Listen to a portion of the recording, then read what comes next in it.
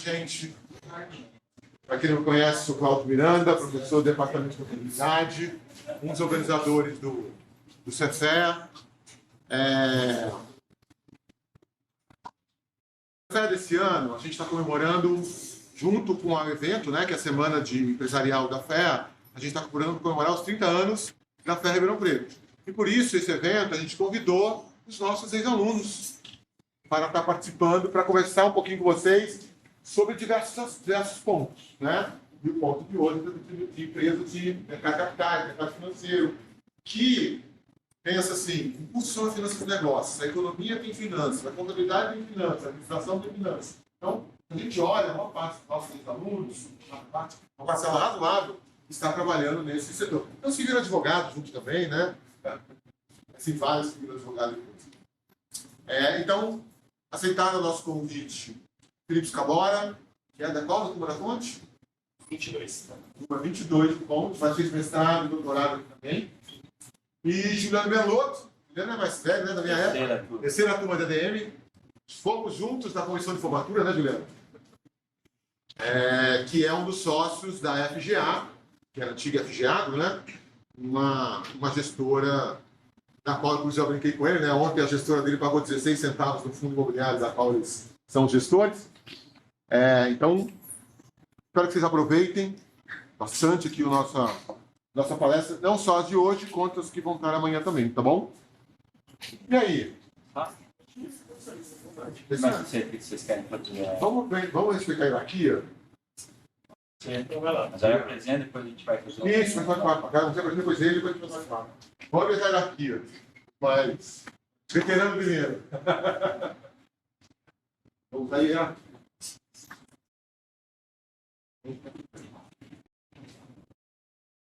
Boa noite. Bem, todo mundo animado aí para seguir carreira em finanças? Não? Médico? Okay. Vamos lá.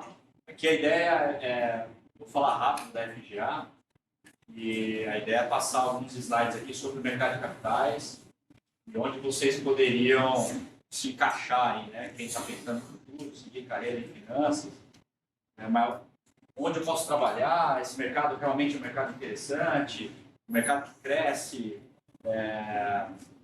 Dentro desse mercado eu gosto mais da parte jurídica, eu gosto mais da parte financeira.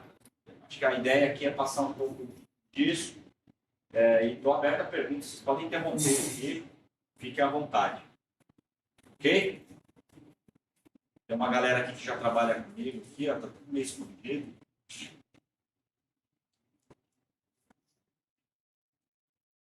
Como é que eu passo?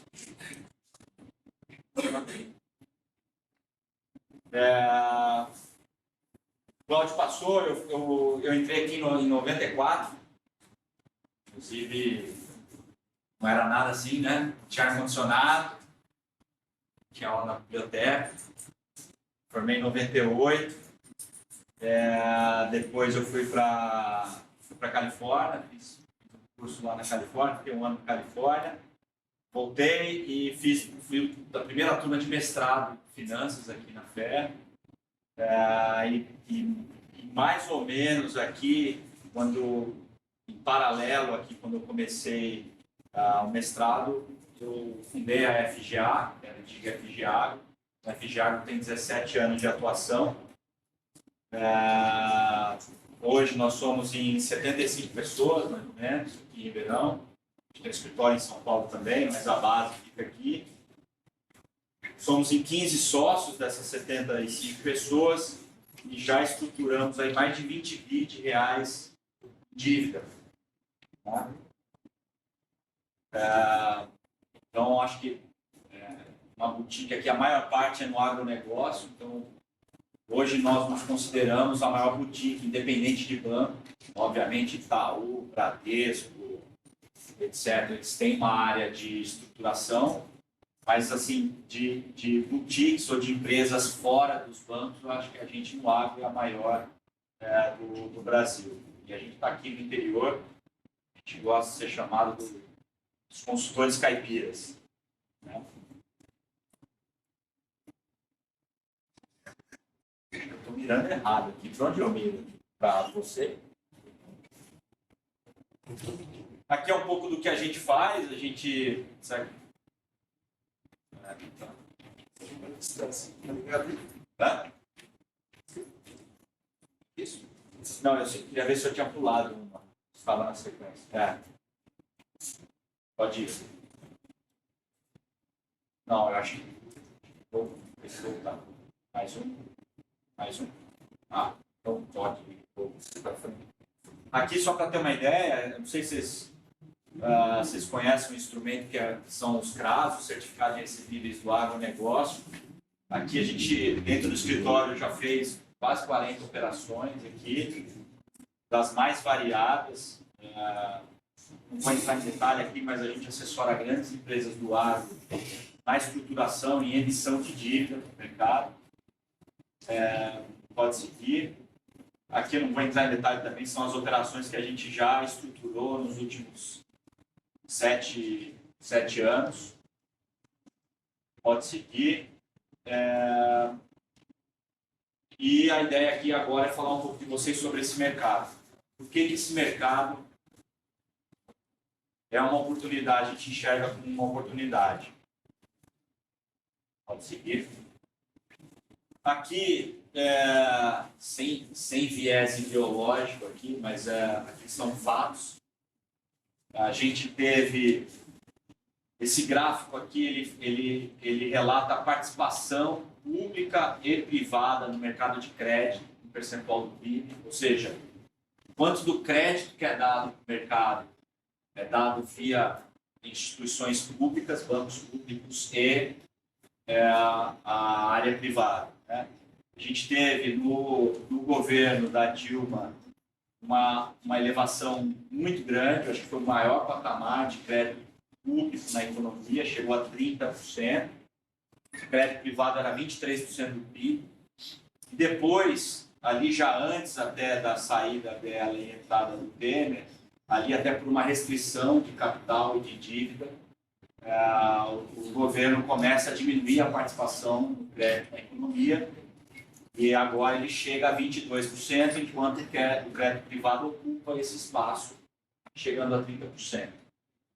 Qual que é a implicação disso para o mercado de capitais e para nós aqui?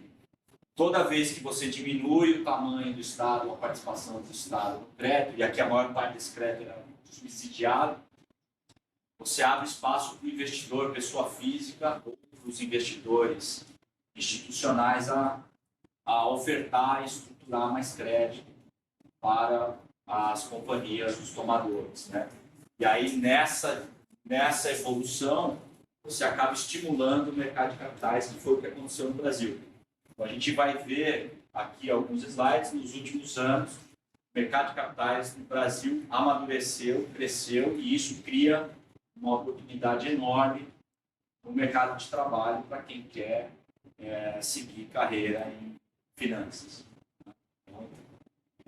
E para a economia como um todo também é um benefício esse mercado mais maduro, que as empresas vão ter um acesso a um capital cada vez maior, e elas vão poder fazer os projetos de investimento ou captação de giro sem depender do governo, com fonte aqui, não vou dizer que é ilimitada, mas é uma fonte muito mais segura e constante de capital para que esses projetos, esses investimentos aconteçam.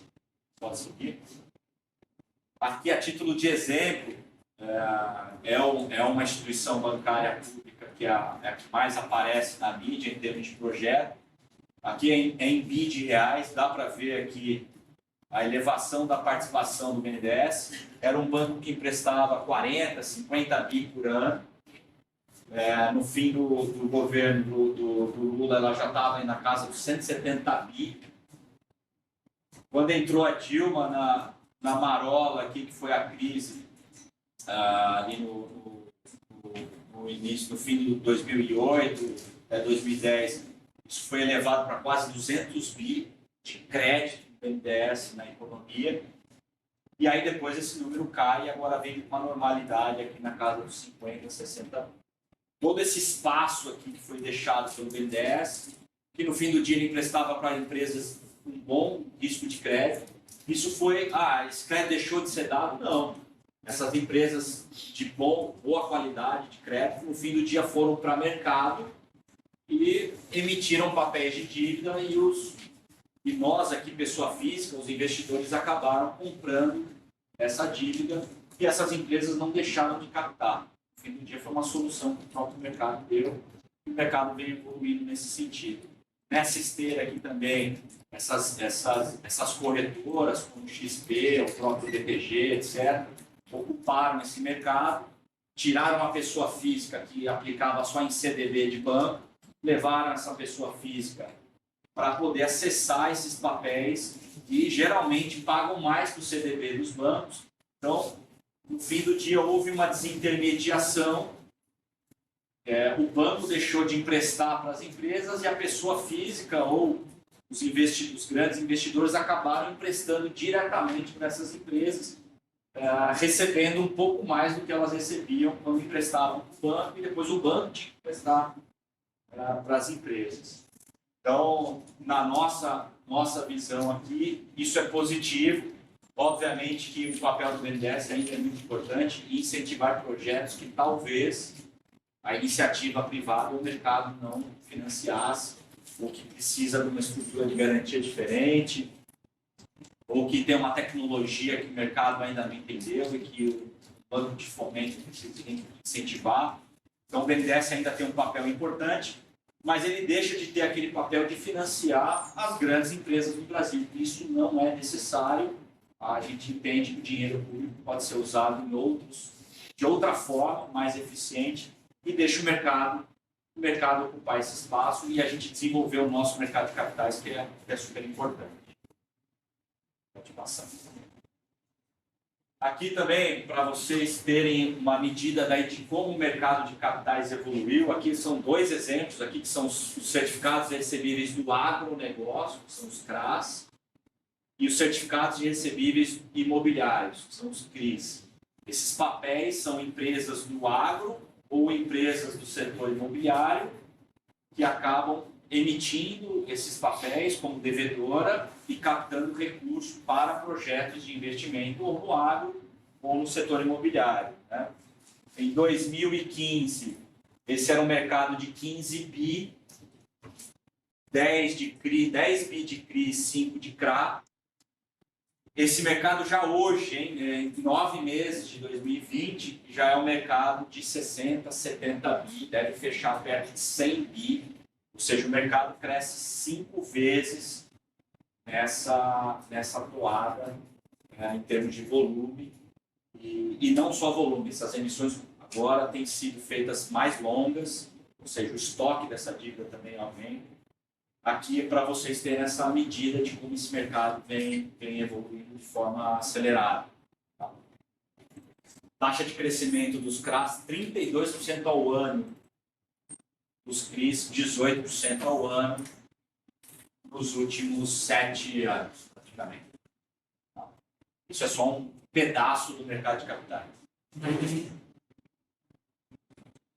Um outro indicador aqui para mostrar essa evolução e esse amadurecimento, a penetração do mercado. Esse aqui é o volume, é o número de pessoas físicas como nós aqui que investem na Bolsa. Né? A gente tem aqui, durante essa década aqui, uma estagnação. Sai de 500 mil CPFs para 600 mil CPFs. Imagina, um país de 200 milhões de pessoas, vamos tirar aqui os que não investem, os abaixo de 18 anos, que seja 150 milhões de pessoas, 600 mil pessoas investiam em bolsa. Isso vem crescendo de forma acelerada, hoje são quase 5 milhões de pessoas que têm investimento em bolsa. Esse crescimento é muito acelerado nos últimos 4, 5 anos. Também mostra aqui uma evolução. E essa evolução acontece por alguns motivos. né? A tecnologia melhorou, a facilidade de fazer, muito mais informação chegando nessa pessoa física, mais oferta e concorrência, né? Essas corretoras aí, Orama, Easy Invest, Rico, XP, etc., concorrendo com os bancos e oferecendo esses produtos. Evolução do regramento e também os custos de transação caindo com essa concorrência, tudo isso melhorando essa penetração do mercado de capitais no nosso dia a dia. Podemos para a próxima. E o que é o mercado? Quando a gente fala mercado de capitais, o que é? O mercado de capitais é amplo, mas aqui, em grandes caixas, aqui, é o mercado de ações, né? As emissões de ações, os follow-on, né? Quando a empresa capta pela primeira vez ou em vezes subsequentes. Esse é o mercado de 50 bi. Tem o mercado de debêntures, que são títulos de dívida, acho que vocês devem estar estudando. São dívidas que as empresas emitem. Esse é o maior mercado, são 200 bi de emissões em 9 meses. Né? Tem o mercado de fundos imobiliários, é um pouco menor. Isso aqui, na verdade, a gente precisava até ter digital atualizado, são 13 bi. Mercado de FDIC, são fundos de investimento em direito creditório, acho que é um pouco do que a gente vai falar aqui na seguida. Em sequência, nota promissória, CRI, que eu comentei, CRAS, e agora tem um título novo, que é o FIAGRO, muito parecido com o fundo imobiliário, e já está aqui em 5, 6 bis, que são os fundos que compram os CRAS. Né? Então, se a gente somar aqui, isso é mercado primário, né? A gente está falando de quase 300 bilhões de reais de emissões no mercado primário e mercado de capitais. Se a gente somar o mercado secundário, é um mercado enorme que precisa de gente para trabalhar e fazer essas operações, essas emissões acontecerem. Onde eu posso trabalhar aqui? Onde eu me encaixo aqui? Né? Então, a gente montou aqui pode seguir. A gente montou aqui um caminho aqui, como é que eu emito, como é que eu vou emitir uma oferta daquela, o que eu preciso, né? Quais são, como que é esse processo, né? No fim do dia existe uma companhia buscando recurso, uma empresa que precisa de capital de giro, precisa de dinheiro para investir, e na outra ponta tem investidor buscando rentabilidade, ele tem a poupança dele, né? A reserva dele, buscando investir e rentabilizar aquela reserva de dinheiro que ele tem. E aqui no meio tem todo um processo super complexo para essa grana do investidor chegar aqui na companhia e depois para essa companhia pagar esse investidor. Então, aqui é onde a FGA está, eu aqui representando o time de consultoria. A gente está numa ponta aqui que a gente faz a consultoria para a empresa, qual a melhor forma dela buscar, quais são as alternativas. Existem também aqui os bancos de investimento, a área de DCM, Debt Capital Market, é a área que a área comercial que vai negociar com essa companhia e pegar um mandato para fazer essa estruturação. Né? A companhia depois vai selecionar os bancos que vão estruturar e distribuir essa oferta. Né? Eu chamei aqui de formação de um sindicato de banco. Depois, dentro dos bancos, tem a área de estruturação. Você tem a área de DCM, tem a área que é mais a área comercial, tem a área de estruturação. Nessa área de estruturação, tem vários prestadores de serviço, outros prestadores de serviço além do banco. Né? Tem escritórios de advocacia, agências de rating que vão dar classificação de risco para os papéis, agente fiduciário, banco liquidante, securitizador, auditoria, e aí vai. Então, tem muito prestador de serviço aqui para montar o papel. Depois desse papel estruturado, ele passa por supervisão de CVM e registro em CETIP P3. Aqui também tem mais uma área área de regulação e a área de clearing também são áreas que eventualmente vocês poderiam se interessar em trabalhar. E dentro dos bancos também tem a área de distribuição, a gente chama de sales, que é a área que vai fazer a comunicação com o mercado e tentar vender esses papéis. Vender os CRAs, os CRIs, as ações, os IPOs das empresas. Essa área vai tentar distribuir. No meio do caminho, existem as casas de research, que vão avaliar esses papéis e essas empresas e vão dar opinião para esses compradores. Também é uma área bacana de se trabalhar. E o research aqui também a gente acabou não colocando aqui, aí tem as gestoras e os fundos de investimento que vão comprar, além do investidor pessoa física, tem toda essa gama de fundos e gestoras que vai acabar olhando e comprando ou não esses papéis para montar as carteiras de crédito ou carteira de ações e outros negócios, né? Tem fundos de private equity, etc. Então, aqui está meio complexo aqui para vocês terem uma ideia que, de fato, tem muita gente envolvida em várias áreas e que vocês poderiam atuar dependendo do que vocês gostariam de... Tem gente que gosta muito de advocacia, tem oportunidade. Tem gente que tem mais um perfil comercial, tem oportunidade. Tem gente que gosta mais da parte analítica da coisa, tem oportunidade. E assim por diante. Fique à vontade para perguntar. Estou disponível aqui.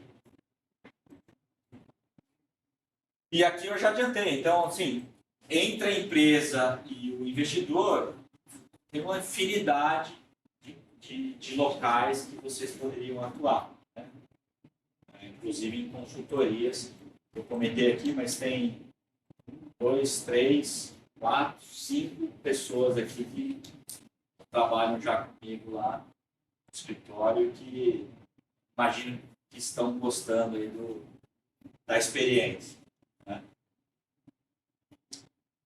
Legal? Vamos para o próximo. Outra coisa que é bacana, vocês que estão estudando, e eu recomendo estudar enquanto é novo, vai ficando velho, vai perdendo um pouco o ritmo, mas isso aqui são as certificações do mercado, né? Para trabalhar na área financeira é bacana ter alguma ou alguma certificação, não precisa ter todas, e dependendo da área que quiser trabalhar, aí a certificação é diferente, né? E aqui são o número de pessoas que têm essa certificação, também é uma forma bacana de você se diferenciar das outras pessoas que estão buscando colocação e disputando carreira aí nesse setor, né?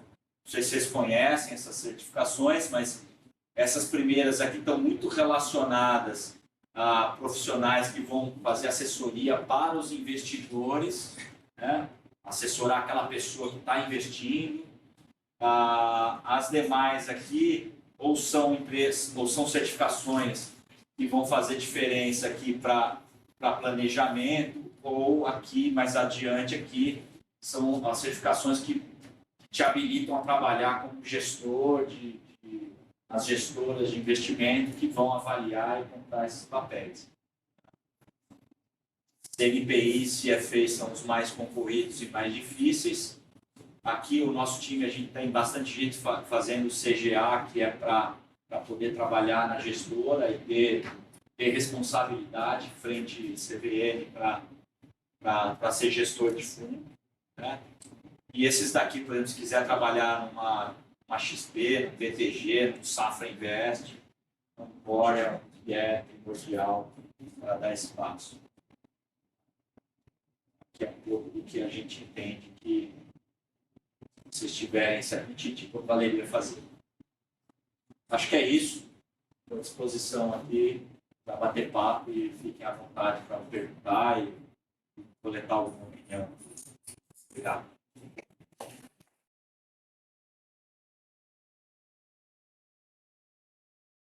Falar, porque tem outra visão, e a gente faz a discussão depois, tá bom? Beleza. Mas, bora. Pessoal, boa tarde. Bom, como o professor Cláudio comentou, meu nome é Felipe, eu fui aluno aqui da casa na Ponte, fiz mestrado e doutorado aqui na FE também, com o professor Marcelo Monteiro, e hoje, atualmente, eu sou sócio-diretor de uma gestora de Special Seats, ou Special Situations. Então, eu vou aproveitar uma parte aí da colocação do Juliano sobre o mercado de capitais para tentar passar para vocês uma visão um pouco diferente, o que está numa outra ponta aí dessa cadeia. Bom, vocês viram aí nos gráficos que o Juliano trouxe na apresentação dele, como na segunda metade dos anos 2010, o mercado de capitais brasileiro ele começou a evoluir, cresceu um número de investidores em geral interessados em outros tipos de produtos financeiros.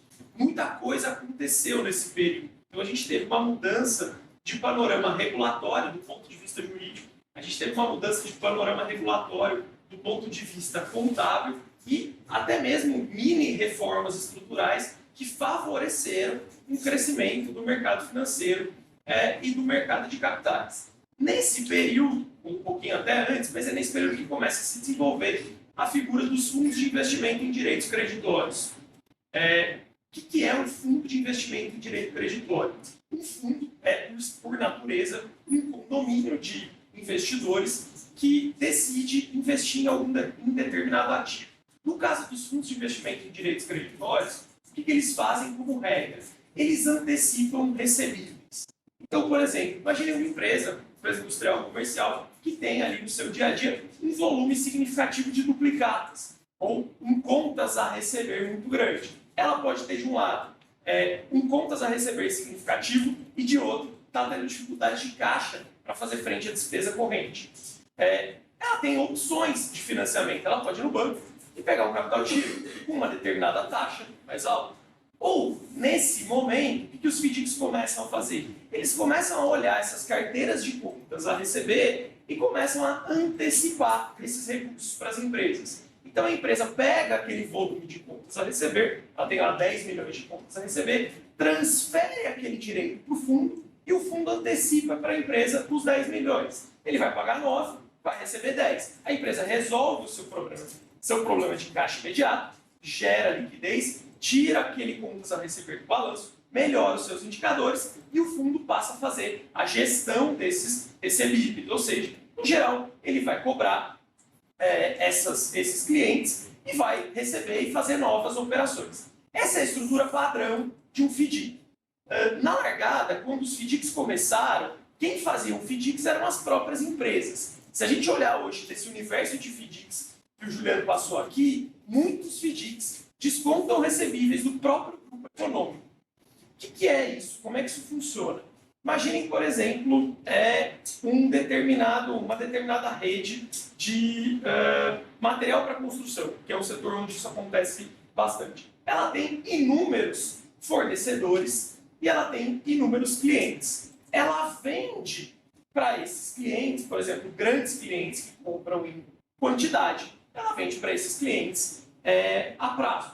Então, ela tem ali um prazo médio de recebimento, que já é diferente do prazo médio de pagamento dos seus fornecedores. O que essa empresa faz? Como ela é uma empresa capitalizada, ela cria o próprio fundo dela e vai nos fornecedores e fala o seguinte: olha, eu tenho que te pagar em 30 dias R$1 milhão.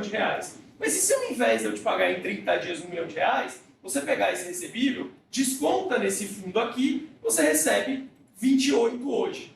Para a empresa, pode ser interessante. Ela vai antecipar o recebível, vai ter uma liquidez imediata, pode resolver um problema de caixa. Não vai ter que esperar lá os 30 dias de pagamento.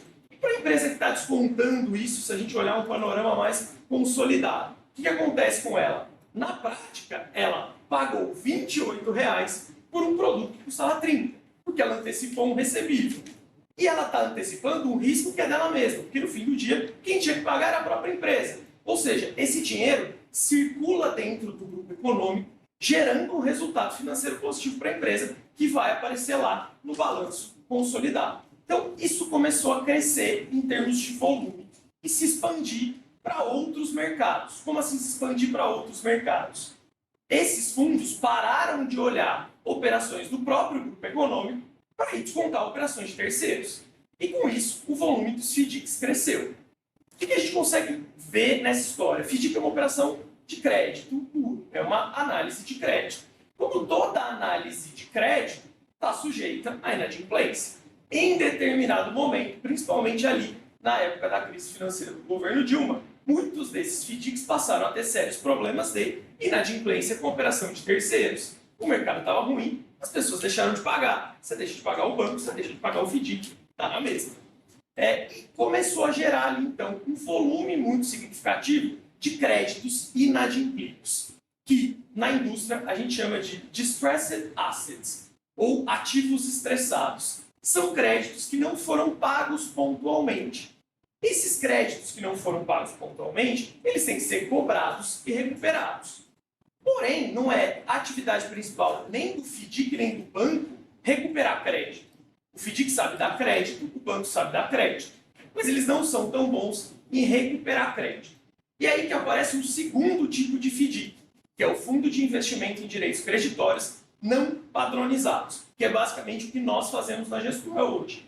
O que é um FDIC não padronizado ou um FDIC NP? Ele compra dívidas de outros fundos, de bancos e de empresas, e ele busca recuperar essas dívidas. Então ele compra um crédito, ele antecipa um crédito, que não é um crédito a performar ou que não é um crédito de um devedor adimplente. É um crédito ruim. E tem vários incentivos para se comprar dívida alheia. Vamos começar a falar falando de incentivo de banco. Se vocês derem um Google e procurarem notícias do Valor Econômico nos últimos 90 dias sobre carteiras inadimplentes de banco, vocês vão ver que os 10 maiores bancos do Brasil colocaram nesse ano, nos 9 primeiros meses de 2022, o maior volume de crédito inadimplido no mercado. Está falando de uma carteira ali na casa de uns 120 bilhões de reais, somando todos esses bancos. São simplesmente dívidas não pagas. São dívidas não pagas de alguém que fez um empréstimo no banco e não pagou, e o banco começa a cobrar essas dívidas. Mas essa não é a atividade core do banco, isso não é o que o banco faz. Então ele terceiriza esse processo, leva essas carteiras ao mercado e os fundos compram essas carteiras. Um FDIC-NP compra uma carteira dessa com deságio. O que isso quer dizer? Uma carteira que vale 10 bilhões de reais, dependendo do perfil e da natureza, ela pode ser vendida por até 0,5% do valor de face. Então a gente está falando o seguinte, em pegar uma carteira de 10 bilhões de reais, que está dentro do balanço do banco, e repassar para um FDIC por 5 milhões de reais. É um deságio muito significativo. Mas aí vocês vão me perguntar, Felipe, por que o banco faz isso? Então, por que o banco vende 10 bilhões de reais por 5 milhões? Se vocês tiverem uma curiosidade de procurarem no Google a operação de compra de créditos que o BTG fez no Banco do Brasil e que chegou até ser judicializada, era uma operação dessa. O primeiro motivo é porque o banco não sabe cobrar. O banco no Brasil cobra muito mal, historicamente, por diversas razões, inclusive questões ligadas à própria área jurídica. Mas banco brasileiro não sabe cobrar, existem vários estudos comparando a eficiência da recuperação de crédito do mercado bancário e a eficiência da recuperação de crédito do mercado bancário brasileiro, ela é defasada em relação aos seus pares nos Estados Unidos e na Europa. O segundo motivo é uma questão fiscal.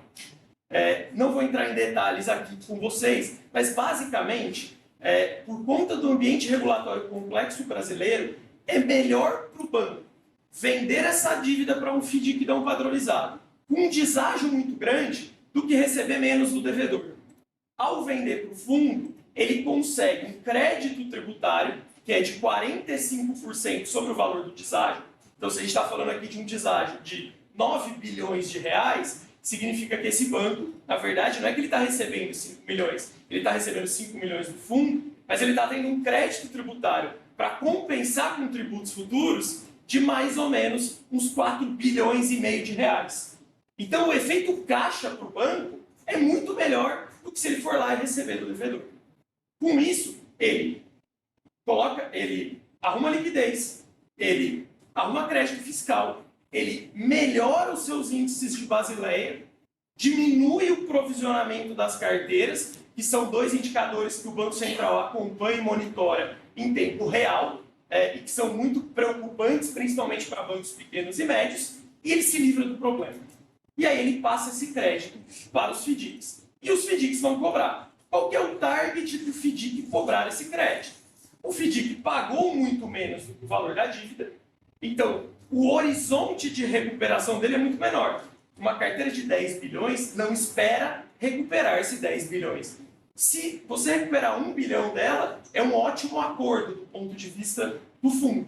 E o fundo tem mais estrutura para fazer esse tipo de cobrança. Então ele vai fazer a cobrança dessa carteira, vai recuperar parcialmente esse crédito, renegociando com esses devedores. Então acaba sendo uma oportunidade interessante para o próprio devedor, que consegue uma renegociação com um fundo que fatalmente ele não conseguiria com o banco, porque o fundo é muito mais flexível, é muito menos regulado e pagou muito menos pelo crédito.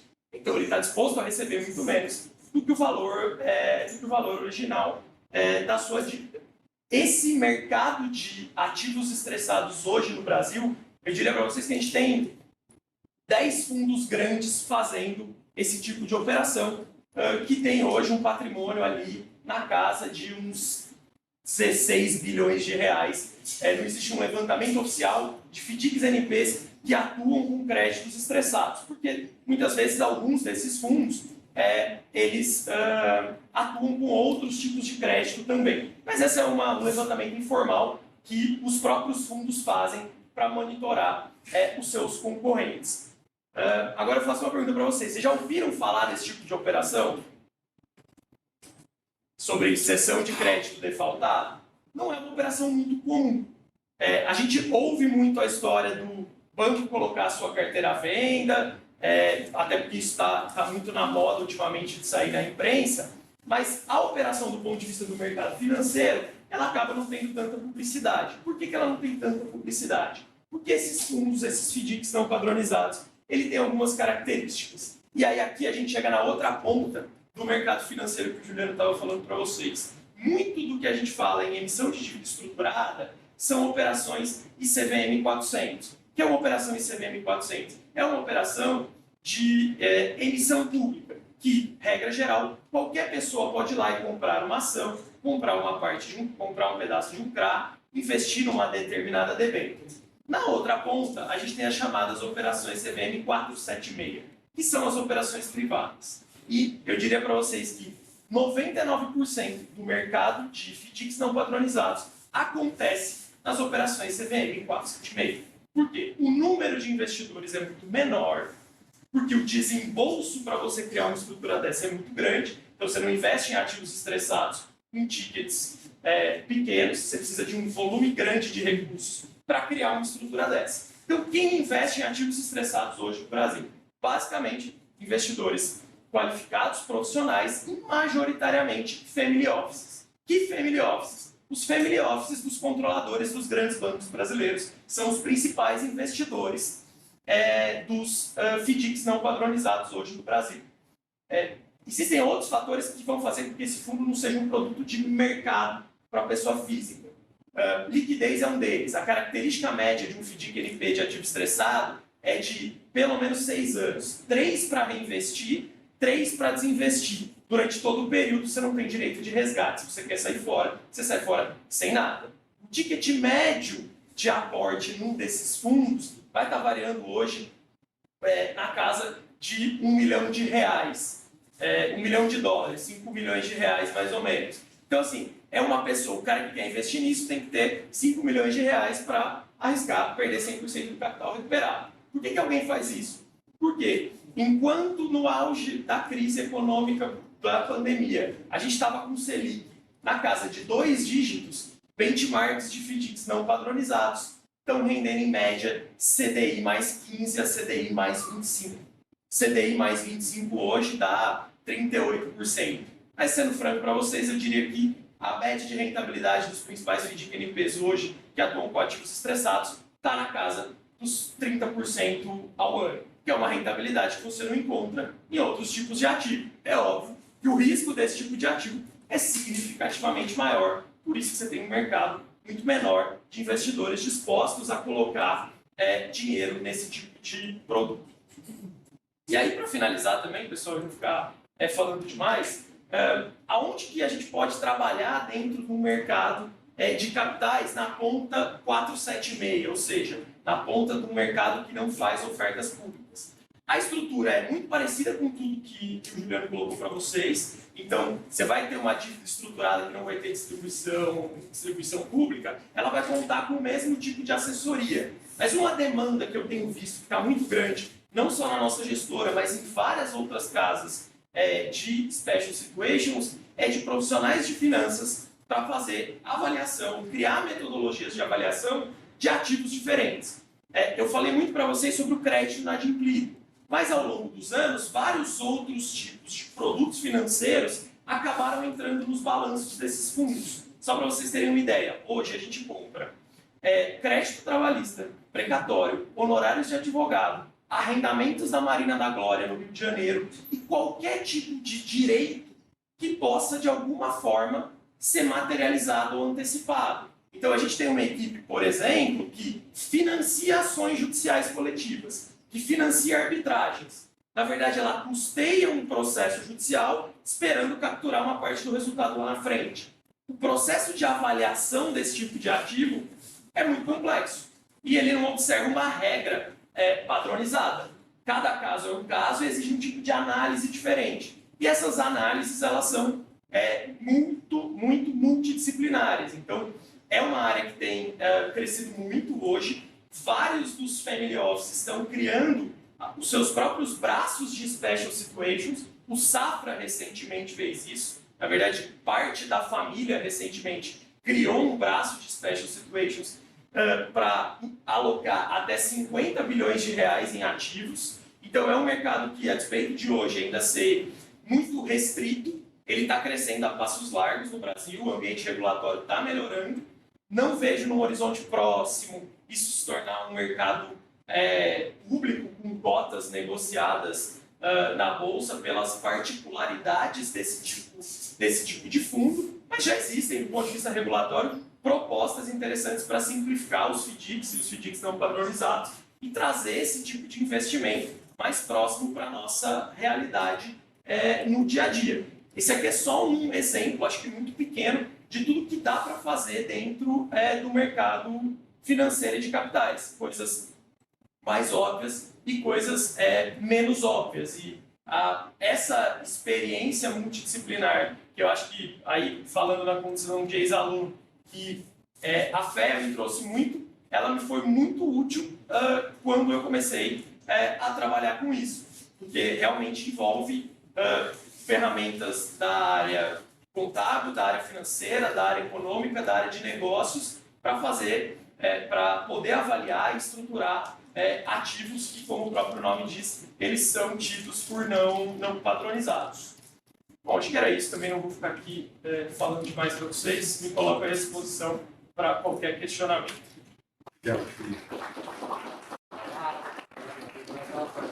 Só para colocar, hoje as ações Bradesco eram 10%, né? Pode ficar 15, Caiu mais, Por quê? Na adimplência aumentou. A inadimplência está aumentando em geral, é que a gente não reclama do aumento da inadimplência, mas... Mas caiu 10, caiu 15, chegou a 15%. Estava 15 a hora que eu cheguei, estava caindo 15. Porque os bancos estão anunciando aumento de inadimplência, eles compram esse negócio, né? Bom essa diferença, né? Pequenininha, né? Deixa eu perguntar primeiro para vocês, a gente está aqui no interior, né? A gente tem alguns alunos que vêm daqui do interior, alguns que vêm da capital, alguns morrem de medo de morar em São Paulo, né? A gente tem vários alunos que vão para se captar.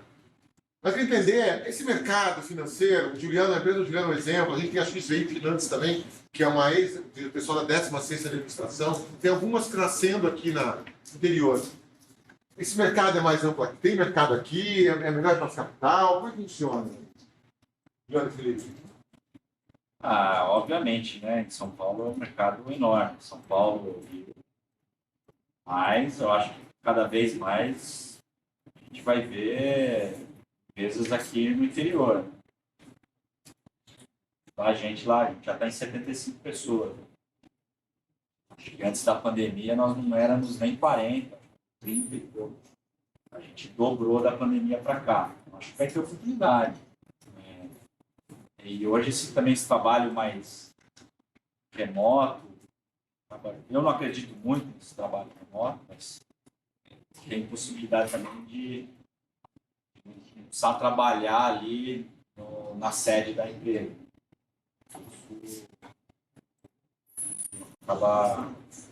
Essa flexibilidade vai vir de alguma maneira.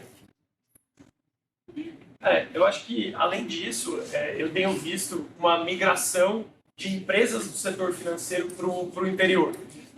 Nós temos escritórios fora da capital em outros 8 estados e abrimos recentemente um escritório em Ribeirão Preto, que é voltado especificamente para fazer dispersas no agronegócio. E eu acho que isso tem se multiplicado de empresas do setor financeiro que estão indo atrás de polos regionais. Então, eu também vejo essa tendência. Você pega regiões como Ribeirão Preto, São Carlos, que tem um mix de vamos ser franco, mão de obra mais barata e qualificada e polos de negócios interessantes. Junta isso com a ideia do trabalho híbrido, do trabalho remoto, acho que essa migração ela tem acontecido já. Mas é óbvio, concordo com você que São Paulo e Rio são mercados muito maiores. Mas acho que o aluno que quer procurar uma atividade dentro do mercado financeiro, ainda na região hoje, ele tem muito mais opções do que ele teria 5, 10 anos atrás, sem dúvida. Então, por exemplo, a nossa gestora, ela fica em São Paulo, mas tem parte do time em Ribeirão, porque a nossa gestora está lá olhando o FIAGRO, que são créditos agro. E aí a gente tem uma especialidade, que é agro, e a gente está próximo do agro aqui.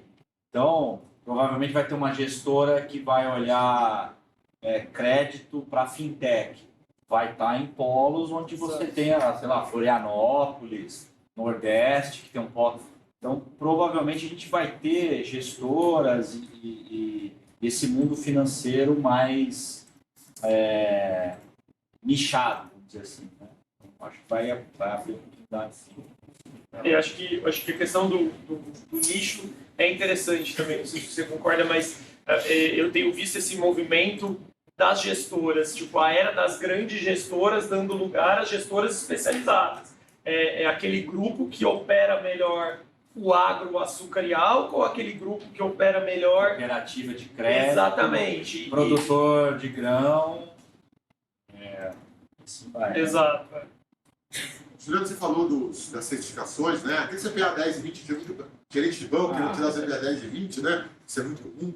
Mas são certificações financeiras. E aí o Felipe falou um pouquinho dos conteúdos de contabilidade, que ajudou na formação dele, de finanças, né?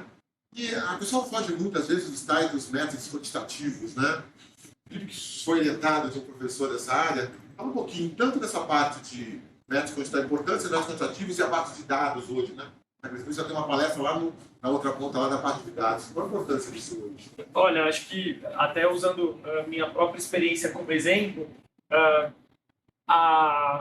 o modelo que eu trabalhei, que eu construí com o professor Marcelo Botelho no mestrado, depois do doutorado, hoje ele é rodado no nosso fundo, de fato, nos nossos fundos, e em fundos concorrentes, com um viés de tomada de decisão. O que ele busca identificar? Ele busca identificar empresas numa fase de pré-insolvência, que tem um alto prognóstico de entrar em recuperação judicial. Por que eu quero saber isso? Porque se eu sei que esse cara está mal, muito próximo de pedir uma recuperação judicial, eu já vou preparar a equipe que vai fazer a aquisição daquele crédito e me antecipar aos meus concorrentes. Então, a gente conseguiu trazer da academia para uma iniciativa de mercado que, obviamente, está sendo muito aprimorada. É por isso que a gente tem outros fundos que não são geridos por nós, que estão usando, porque isso aprimora a base de dados em tempo real. E cada vez mais, eu acho que as ferramentas quantitativas e a questão dos dados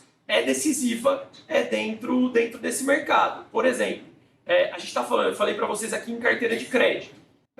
A BRD ganhou o primeiro leilão de crédito do BNDES. O BNDES fez 2 leilões de crédito. A gente ganhou o primeiro, o BTG ganhou o segundo. Sabem quantos CPFs e CNPJs tinham nessa carteira de crédito? 900 mil. A média é que cada CPF ou CNPJ que está numa carteira de crédito inadimplido tem pelo menos 3 processos judiciais. A gente está falando de 2.700.000 processos judiciais espalhados por todos os estados do Brasil. É impossível você analisar esse crédito no trabalho braçal, como se fazia antigamente. Então, se você não tem uma eficiência de dados, de sistema para fazer isso, você não consegue ser competitivo nesse mercado. Então, para a gente, isso é uma ferramenta essencial de análise cotidiana e realmente a gente trabalha com ferramentas quantitativas que a gente aprende na faculdade. A gente usa lá, nesse modelo de previsão de insolvência, uma regressão logística, que é meio que o padrão aí do mercado, e usa também redes neurais artificiais. Mas várias outras modelagens são utilizadas no processo de tomada de decisão. Porque mesmo com baita investimento em sistema e em tecnologia, ainda assim a gente não analisa adequadamente 2.700.000 processos. Então eu tenho que, dentro disso, ter um recorte com significância estatística para, com base nesse recorte, tomar uma decisão de investimento de 300 milhões de reais. E aí a justificativa do gestor para o seu investidor no comitê, ela tem sempre que estar baseada em dados. Tipo, por que eu estou fazendo uma proposta de 300 milhões de reais para comprar esse crédito? Da onde saiu isso? E isso está sempre baseado numa análise quantitativa de dados. Tem algum ponto sobre isso, Guilherme? Não, acho que já respondeu. É uma área, eu nem comentei lá, claro. Uma área que tem muito valor. Você descobriu uma forma de avaliar isso. Eu acho que não é só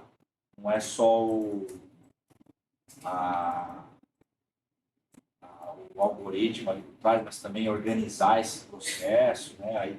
Aí vem outras empresas que têm ganhado mercado, essas fintechs que vão organizar todo o processo e organizar essa informação, não só a questão analítica, quantitativa, mas também a organização e montar isso numa cadeia para trazer eficiência na governança. Eu acho que são áreas que estão crescendo demais. Sem dúvida. Tem oportunidade. A gente tem uma parceria com a empresa que a Alina trabalha, com a Liga Ventures, que basicamente a gestora se propõe a financiar fintechs que proponham soluções para desafios que a gente tem no dia a dia. Então, a gente lança um problema, eles dividem com um grupo de fintechs que estão dentro daquele meio ambiente e eles propõem soluções. E várias dessas soluções são implementadas. Algumas delas a gente compra a solução e não vira um negócio, mas outras viram um negócio independente que tem escalabilidade. E aí, senhores? Fala seu nome, não esquece. Eu me chamo Azur, eu faço economia empresarial, controladoria aqui, no meu sexto semestre. Eu tenho até amanhã para decidir se eu puxo economia ou contabilidade. Enfim, eu achei muito legal, né, que você falou, essa dinâmica toda. E um fator decisivo que você falou é sobre o governo ele abater parte da diferença. Você acha que o governo está assumindo o ônus dessa operação toda ou você acha que ele está possibilitando? Acho que está fazendo todo mundo ganhar com isso. Na verdade, eu acho que o governo está prejudicando o mercado. Porque quando a gente olha para mercados organizados, como os Estados Unidos, a regra é a dedução integral. Eu tenho um crédito inadimplido hoje, esse cara não vai me pagar, amanhã eu vou deduzir integralmente. O que, na verdade, a legislação tributária brasileira faz é diferir essa dedução ao longo do tempo. Então, às vezes, eu posso levar até 5 anos para reconhecer o prejuízo.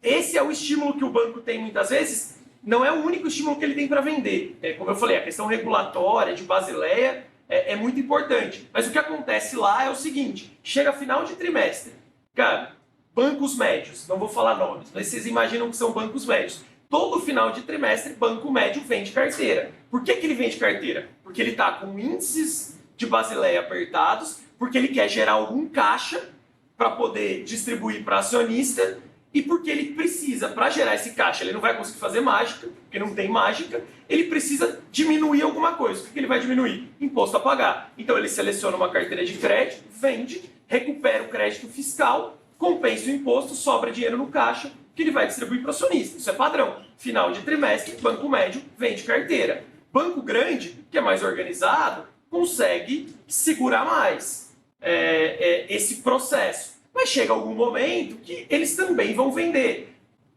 É muito comum, por exemplo, isso você consegue, com alguma dificuldade, mas se você analisar a demonstração financeira, você consegue ver. Quando o banco está para dar um resultado muito fora do esperado ao mercado, ele vende muito crédito. Ele sabe que ele vai dar muito lucro, então ele começa a criar crédito fiscal para abater desse lucro. Isso já é um movimento mais típico de banco grande. Legal. Só para colocar a importância do conhecimento tributário nessa história também, né? Então, e aí, senhores? Senhoras, Felipe?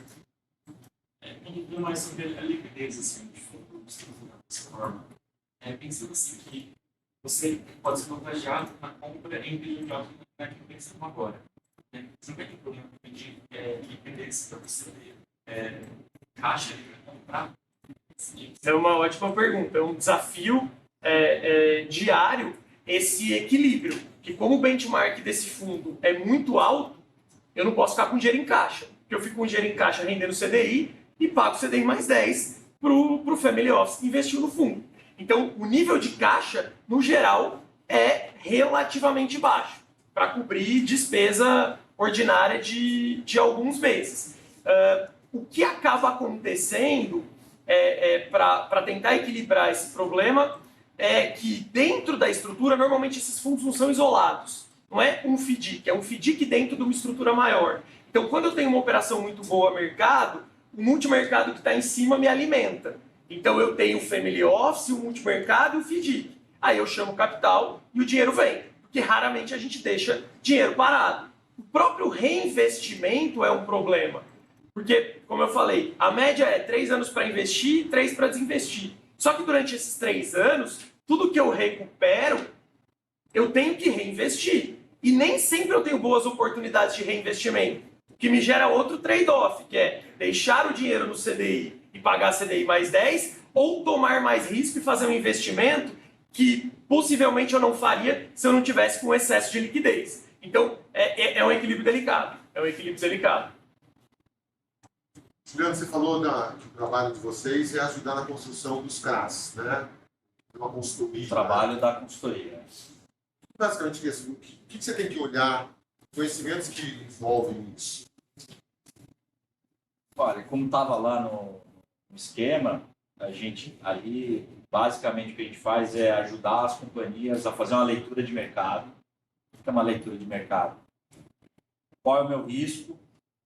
Que tamanho de papel, se é uma emissão de 50, 100, 200 milhões, o que cabe no mercado? Se eu vou numa 400, numa 476, que estrutura de garantia eu vou oferecer para minimizar que eu tenho disponível e garantias que eu tenho disponível ou não para tentar melhorar meu spread, né, diminuir meu spread. Quais bancos eu vou escolher para me ajudar a distribuir isso. Então, a gente acaba assessorando toda essa fase pré-emissão e na fase de emissão a nossa equipe acaba ajudando em tudo, né? Discussão dos instrumentos, né? Os contratos, contratação de advogado, todos aqueles outros prestadores, coordenação desse trabalho, material publicitário. A gente ajuda a preparar a companhia para roadshow, para ela apresentar para investidor. E até a efetiva emissão do papel. Então, é um trabalho complexo e que, assim, já esse ano eu prometi para minha família que eu não vou inventar nada, mas nos últimos 2, 3 anos eu passei Natal e Réveillon em alguma operação enroscada ali, que precisava sair, mas no fim do dia dá tudo certo.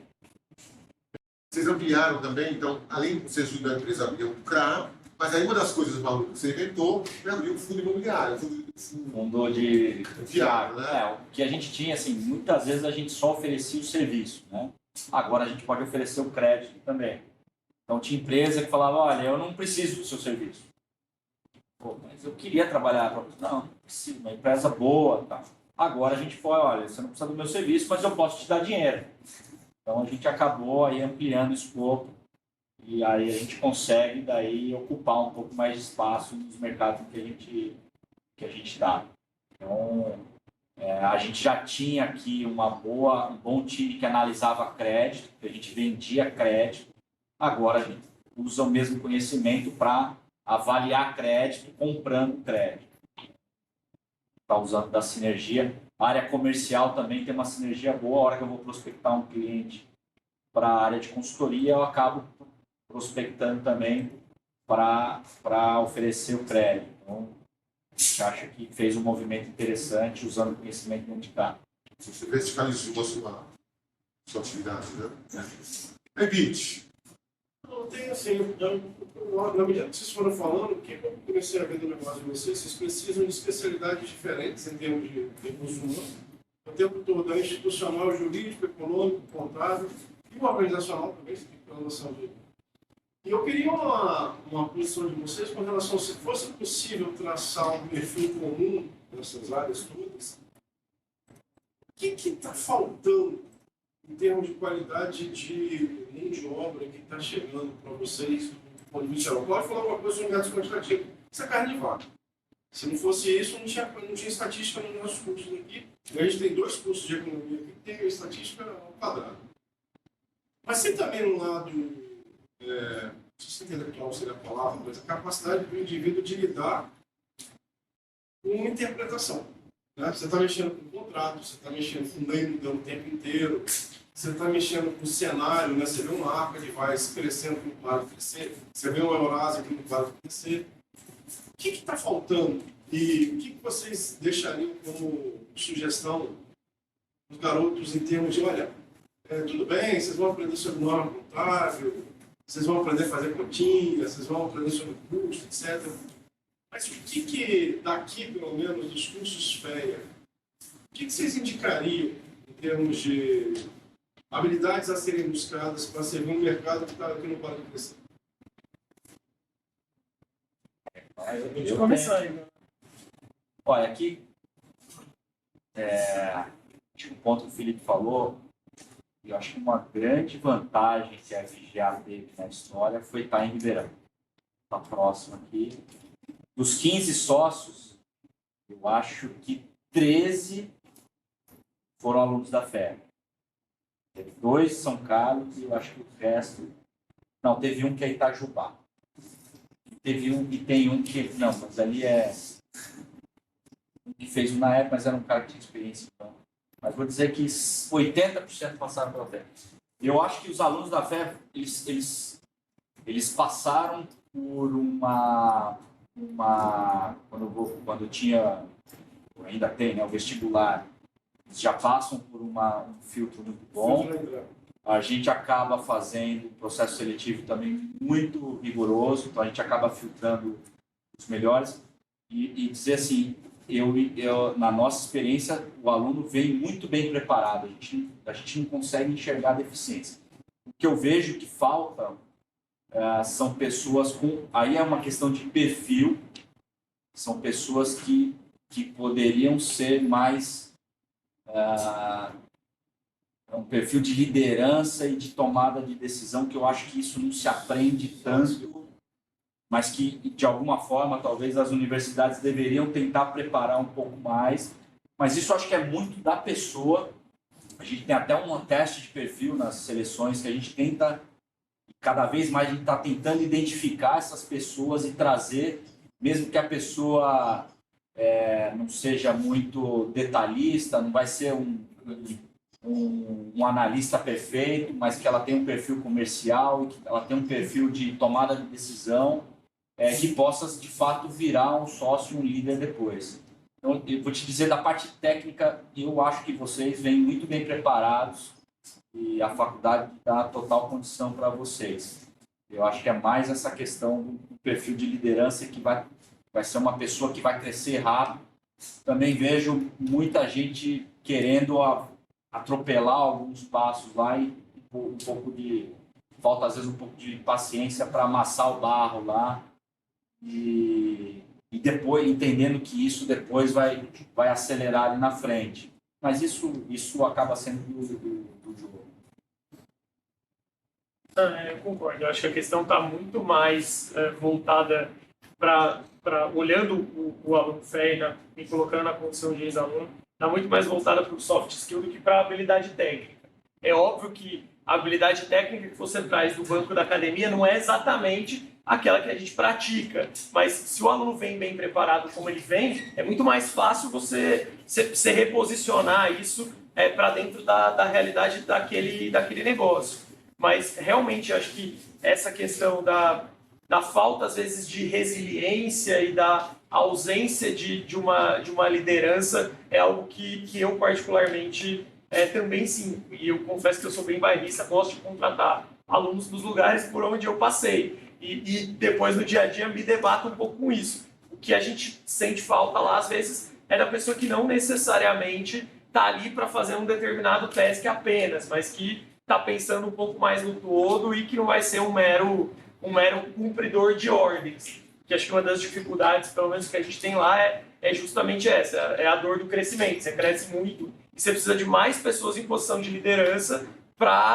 do que analistas. E às vezes eu tenho essa percepção de que a gente acaba contratando mais analistas e a transformação do analista no líder é tudo.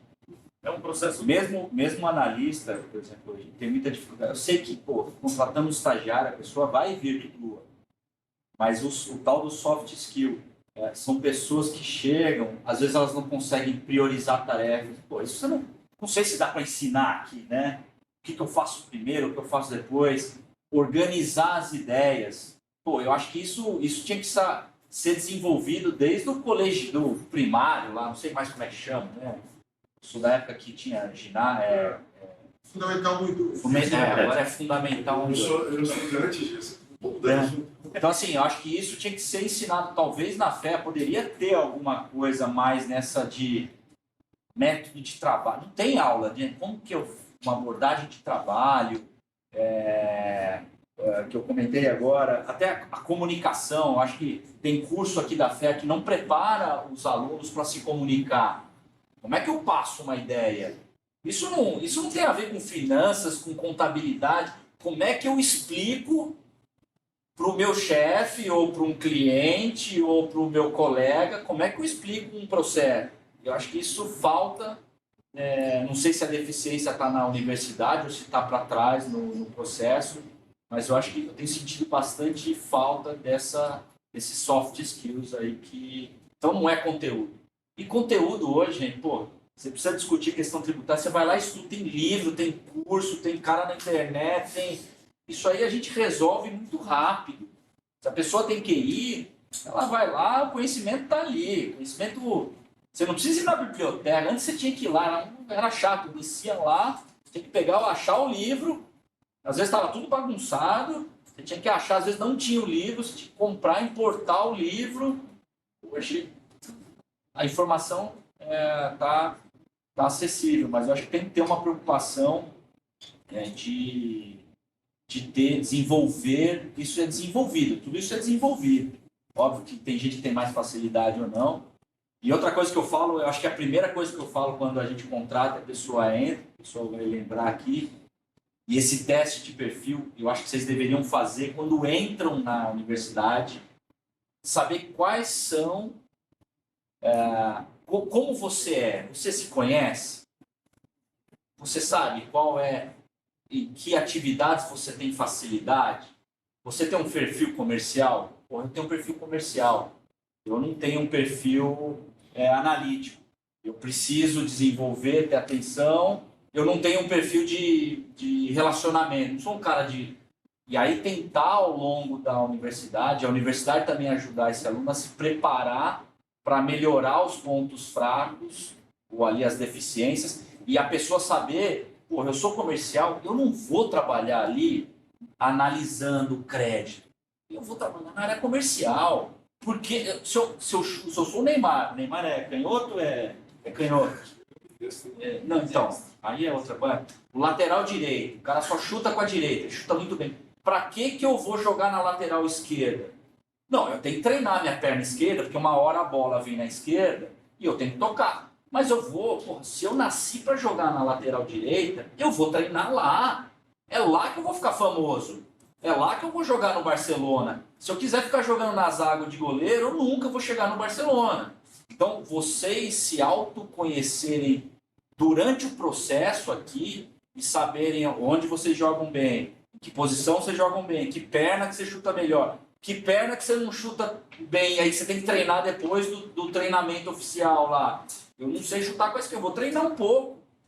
E eu acho que isso falta na aprendizagem aqui de vocês. Para fechar um pacote, vocês chegarem mais preparados. A gente tem tido muitas discussões. Recentemente a gente passou por uma decisão curricular aqui de todos os cursos, né? E isso está vindo, mas a gente tem a ideia faz sentido para a maioria de nós, que estamos na universidade. Está faltando a forma. A gente ainda não conseguiu materializar isso. Mas a questão de soft skills são aspectos, parte deles são desenvolvíveis. Recentemente, tem um tempo eu vi um documentário sobre o treinamento dos Marines americanos, como que essa questão da liderança é desenvolvida entre eles, os jogos que eles fazem lá dentro. Então aquilo já está começando a ser exportado para outros contextos, né? Mas também a gente tem algumas dificuldades do tipo, tem alguns alunos meus aqui já me ouviram falar isso. Nós somos um curso da área de ciências sociais aplicadas. Não sei se é da sua época, mas me pergunta quantas disciplinas de sociologia nós temos aqui. Ah, não, sociologia é coisa de comunista, gente. Não, na época a gente tinha uma disciplina. Não tem. Administração. Assim, Administração única que tem. Administração. Não, e economia também, quando vai lá para contabilidade.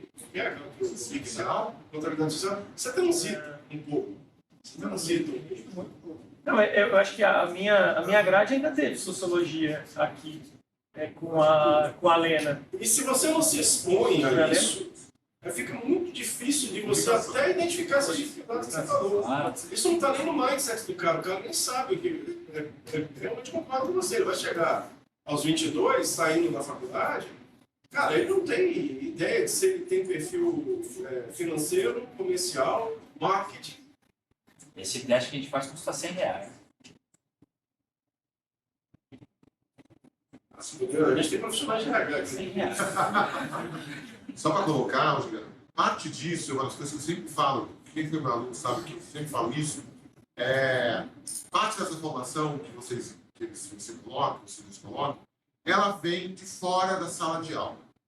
E aí é que entra o minuto da ação da Júnior, tem apresentação, olha a apresentação da Júnior, né?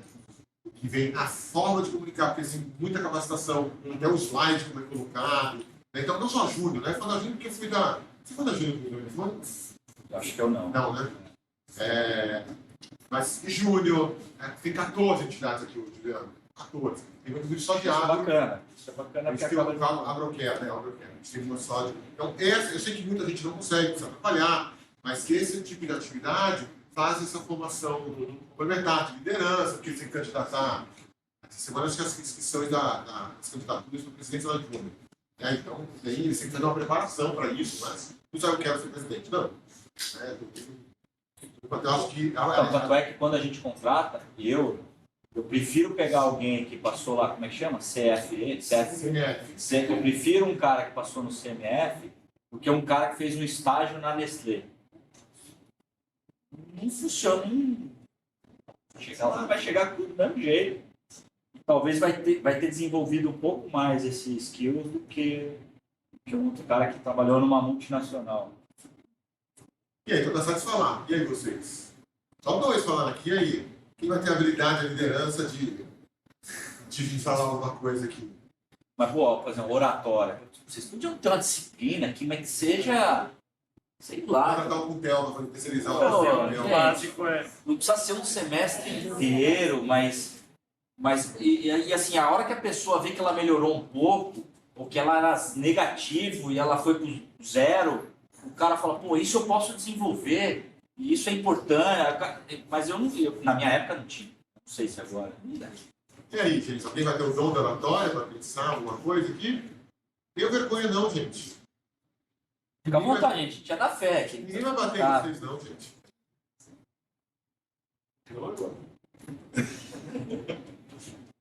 Vocês não vão perguntar se esse mercado está aberto para as mulheres, né?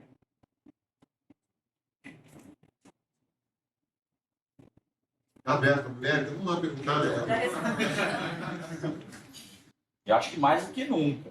Ainda é um ambiente, principalmente de banco de investimento, ainda é um ambiente um pouco mais masculino, mas cada vez que eu vejo, tem mais mulheres e mulheres até às vezes mais qualificadas que homens que estão participando.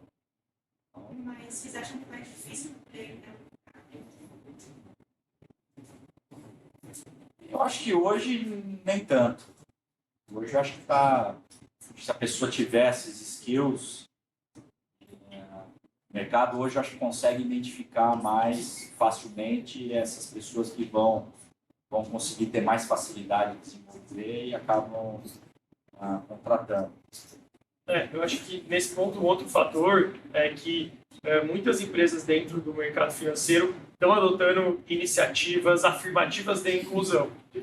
Exato. Então, por exemplo, os nossos processos seletivos obrigatoriamente têm um nível de um nível de aderência maior a iniciativas de inclusão. Então, ninguém de nível não para estagiários necessariamente, mas ninguém de nível júnior a sênior não pode subir para um comitê de contratação, ao menos 3 candidatos diferentes, sendo que pelo menos um deles tem que obedecer um dos critérios de diversidade e inclusão que a companhia adota, baseada no Pacto Global da ONU. E acho que isso tem sido uma tendência assim, voluntária das empresas, por um lado, um pouco de marketing dentro da ideia do ESG e também um pouco da pressão popular, principalmente se vocês pararem para ver o que aconteceu ali nos últimos tempos, até no campo da internet, com a história dos agentes autônomos todos iguais. Acho que isso foi uma brincadeira,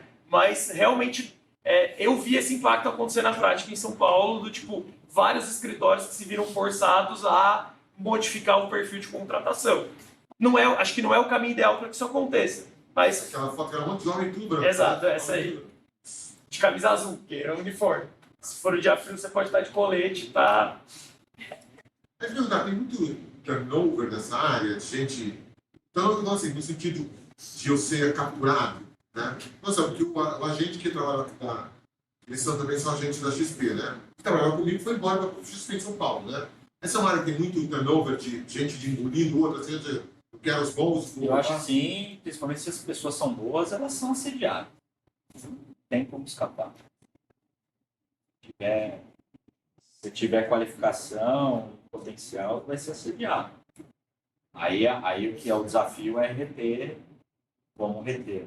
Aí precisa fazer aula de RH, que agora não chama mais RH, né? Não é mais recursos humanos, né?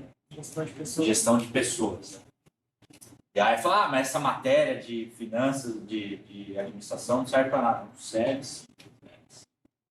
Hoje é primordial, principalmente os líderes.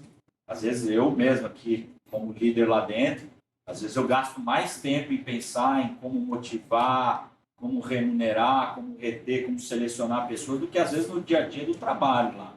Tem uma tarefa muito importante em gerir, em conseguir pensar e manter um clima organizacional bom para isso funcionar na empresa. Então, você perde valendo. E aí? Mais uma aí. Minha pergunta acho que é mais direcionada para o Juliano. Eu faço parte da Agroquer, o Carlos aqui também, o Thiago, e tem algumas coisas que a gente estuda dentro da Agroquer, e eu queria saber, já que a sua empresa é nesse segmento, o que você acha que seria interessante para nós estudarmos, que seria... A Agroquer é... Thiago Negócio. Thiago específico, Thiago Negócio. Mas interessante em que sentido? Para preparar para trabalhar com vocês, por exemplo? algum conhecimento prévio que vocês gostariam de... Só para contar, Juliano, quando você falou do contrato aqui do CMF, só do CMF faz, eles têm estudos independentes da área de mercado financeiro. Estudo, além de fazer eventos, né, tem o contrato pé de meia, eles fazem muitos estudos específicos, né? Eu acho que é isso que o AgroCare também tenta trabalhar, isso. Olha, a pergunta é meio ampla, mas assim, eu acho que nessa área agro, entender das cadeias, entender um pouco desse mundo financeiro agro, acaba ajudando, mas de novo aqui, a gente não contrata pelo conhecimento. A gente contrata pelo perfil, pelo potencial que a gente vê, e ali a gente acha que o conhecimento que a gente precisa dentro da empresa, essa pessoa vai adquirir lá dentro, com a experiência ali do dia a dia. Não vai ter nenhum livro que vai ensinar como é que faz uma emissão, um CRA. A pessoa que não vivenciou isso, vai ser difícil ela ter aprendido na literatura, em algum lugar. Como fazer uma análise de um crédito estressado, ou é ali na unha, vão ter livros muito genéricos, que ali você não vai ter esse nível de conhecimento. Obviamente, saber do assunto, e estar preparado para fazer, para chegar um pouco mais aquecido, mas o treino é ali, a hora que você entra para o time. No primeiro Cefé, eu tive uma interação um pouco amistosa com um dos empresários que veio. Ele falou justamente o contrário do que você acabou de falar. E eu fiz uma pergunta parecida com essa que eu fiz mais cedo. O que você acha que o cara deveria saber mais de norma tal, de norma tal, de norma tal, de norma tal. Eu perguntei para ele, então você quer que a gente seja seu departamento de treinamento, é isso?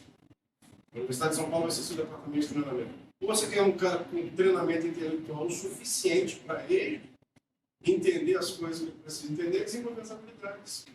Eu discordaria desse empresário. Então eu percebo que parece uma mera percepção. É que quanto mais sofisticado o tipo de atividade que a gente está falando, acho que mais essa visão de um treinamento intelectual ela é demandada.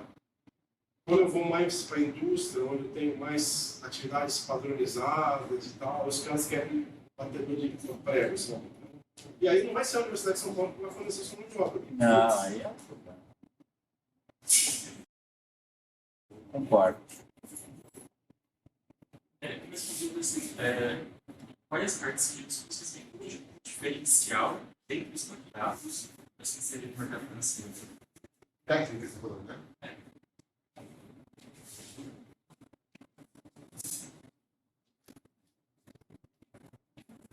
Obviamente, a gente acaba fazendo alguns testes no mercado financeiro, porque ela tem que entender, tem que saber matemática financeira, básico. Para poder avaliar um fluxo de caixa descontado, certo? Para nós, ter um pouco de literatura. Outra coisa que eu sinto falta, até complementando, hoje eu vejo, a gente tem filtrado, acho que com algum sucesso, mas tem muito jovem que chega lá após faculdade, os caras não leem jornal, os caras não sabem o que está acontecendo no mundo, não sabem. Morreu a Gal Costa hoje. Morreu a Gal Costa hoje. Mas não sabe. Você quer ter uma carreira promissora, se você não souber de geopolítica, o que está acontecendo, qual é a discussão de Rússia com Ucrânia, onde isso tem impacto, a transição energética do petróleo para a energia verde e os combustíveis de transição. Se você não tiver uma leitura de mundo, como é que você vai liderar uma empresa, uma equipe? E isso também eu não espero que a universidade vá dar, mas assim, todo mundo sabe lá o que a besteira que o Neymar falou, mas não sabe o que o Putin falou, entendeu?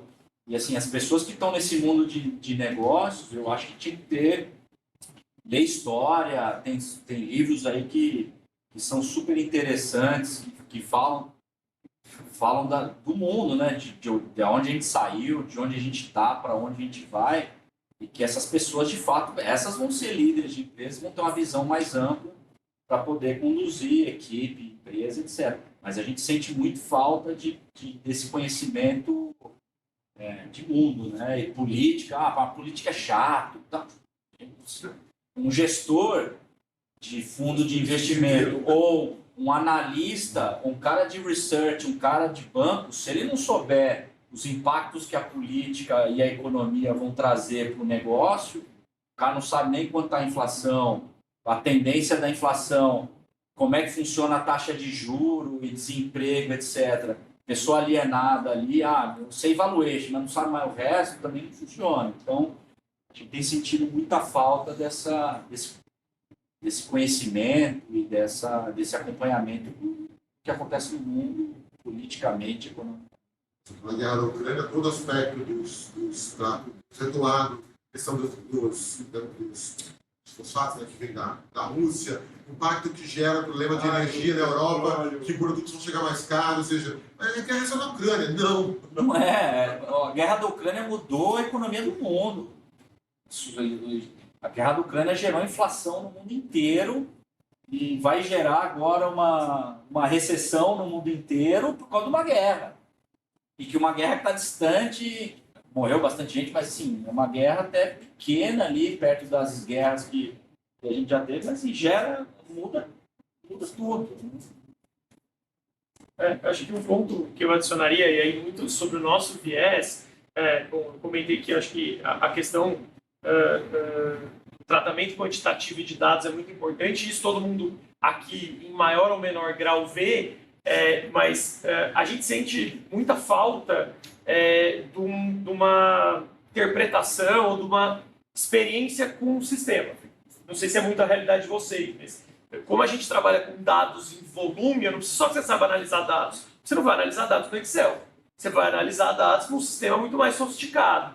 E não é saber usar o sistema, que você vai ser treinado para fazer, mas é entender um pouco a lógica daquilo. A matéria pelo menos na Conte era a matéria da Rosana, da professora Rosana, que era, da onde vem para onde vai. Porque muito da modelagem, ou praticamente toda a modelagem que a gente faz para tomada de decisão é análise de dados via sistema. Então não adianta você saber muito de estatística e não ter pelo menos uma lógica, um conhecimento mais amplo de como um sistema funciona. Não é como aquele sistema funciona, mas é como os sistemas em geral funcionam. No nosso caso, a gente precisa muito conhecimento em SAP, Sistema Avançado de Planilhas. Excel ainda. Excel assim, não é problemas, né? Tem que saber Excel, PowerPoint, Excel, para nós lá é fundamental. Não sei. Mas assim, é um pouco diferente. Mas, Power BI também, entendeu? Power BI também, isso Excel ainda. A gente ainda está na era das cavernas, mas um bom conhecimento de Excel e PowerPoint, se você tiver um bom perfil e vontade, você vai longe. Ainda vai longe. A gente tem uma regra lá que é assim, você pode fazer uma apresentação com planilha, desde que antes de começar a apresentar a sua planilha, você mostre por comitê como é que ela foi gerada dentro do BI, para ter certeza que aquela informação veio de lá. Porque no nosso caso é isso que a gente vende, a performance daquela carteira, daquele crédito. E eu tenho que mostrar que aquilo é auditado, que aquilo veio de um sistema e não de uma planilha Excel isolada. Mas é óbvio que a gente está falando de volumes absolutamente diferentes. Bem, senhores, se vocês não tiverem mais dúvidas, alguém uma pergunta? Não? Uma pergunta. Vocês dois, né, trouxeram um histórico aí de crescimento de mercado de capitais, crédito, FDIC. Queria saber qual que é a perspectiva de vocês para os próximos anos, de modo geral. Termo do quê? Crescimento do mercado de capitais, mercado de crédito. Olha, do meu lado, eu acho que é um caminho sem volta.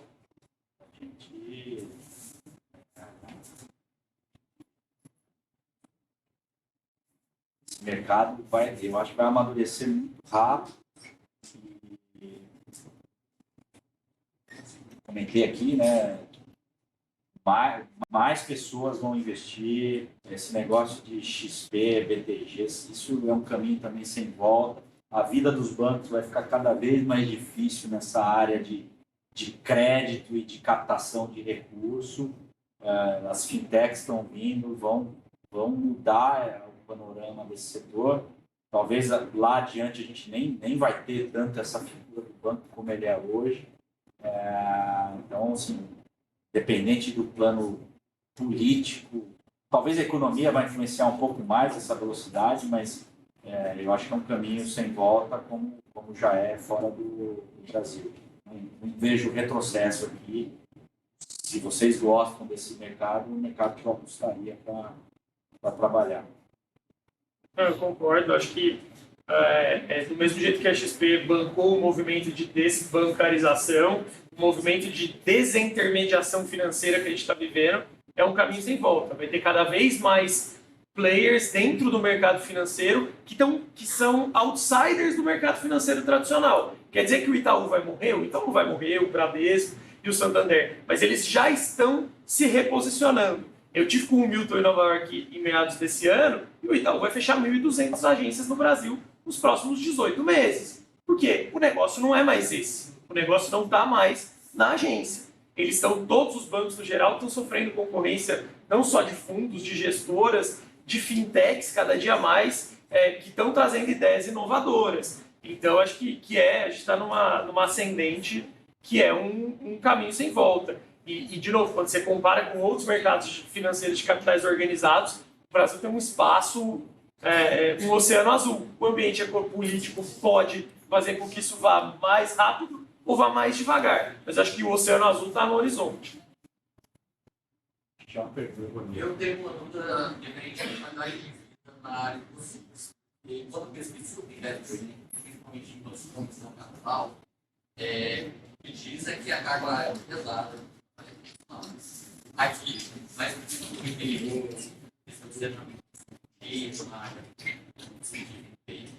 a qualidade de vida é melhor, Como é que é? Bom, primeiro, o que você entende por qualidade de vida? A tua mulher não reclamar que você não está ficando em casa. Você não perde mais semana. Dados importantes seriados que pelo menos analisa. Então, cara, trabalhar cedo, sabe? Olha, a minha leitura é assim, depende do que você quer para a sua vida. Acho que tem fases e fases. Acho que o começo é mais puxado. O nosso escritório a gente tem uma flexibilidade boa. Tem momentos em que a gente precisa trabalhar um pouco mais, e aí tem momentos que dá uma aliviada. Mas aí é uma escolha. Por isso que eu falo, primeiro, tem que gostar do que faz, e aí isso não vai ser um peso. Segundo, esse mercado te possibilita ganhar salários e remuneração superiores a outras carreiras. Se para você qualidade de vida é conhecer o mundo, ou ter uma casa melhor do que o seu amigo, ou você ter uma segurança financeira para sua família maior, se isso para você é qualidade de vida, eu acho que isso tem um equilíbrio bom. Mas assim, achar que vai trabalhar, lá no escritório a gente fala, de contrato estagiário, nem sei se eu posso falar, inclusive. Não é estágio. Está sendo gravado? Não, então não posso falar. É estágio. É estágio. Mas não estágio não é de 6 horas. Não é de 6 horas. Gente, deixa eu me despedir, porque você falou de qualidade de vida, hoje é aniversário do Espírito. Não, então isso é importante. Pessoal, até amanhã. Então, assim, e a gente acaba encontrando tempo. Eu acordo 6 horas da manhã, faço meu esporte, leio meus jornais e chego no escritório 9h30, 10 horas. Consigo fazer bastante. Vejo minhas filhas, faço academia lá, jogo tênis e trabalho até um pouco mais tarde. Mas eu consigo fazer algumas coisas que eu acho importante para mim. Pega uma cervejinha dele. Às vezes dá para tomar uma cervejinha à noite. Meu lanche, né, Juliana? Bem. Eu costumo falar muito pro pessoal lá dentro que quando você está mexendo com o dinheiro dos outros, exige um nível de comprometimento maior. Então, é óbvio que no começo da carreira você está sob mais pressão e mais envolvido para entrega. Isso vai, possivelmente, a curva de aprendizado demanda mais horas, isso é um fato. Conforme você fica mais experiente, você vai fazer trabalhos mais complexos em menos tempo e automaticamente ganham, eu acho que você consegue atingir um certo equilíbrio, mas a partir do momento que você também vira a chave e dá um passo em direção à gestão, o teu nível de responsabilidade é muito maior. Então, acho que concordo muito com você que tem um pouco a ver com gostar muito do que faz, encontrar o seu próprio equilíbrio. Para mim, hoje, qualidade de vida não é não atender o celular no fim de semana. Porque eu sei que o meu celular vai tocar no fim de semana se for um problema muito sério. Porque senão tem várias pessoas para resolver antes de chegar a esse ponto. Em comparação com a realidade de 10 anos atrás, eu falo para você que melhorou. Mas não é igual você ter uma carreira numa multinacional que tem um horário de trabalho pré-determinado. Mas eu acho que ninguém mais hoje dorme no escritório 5 dias por semana.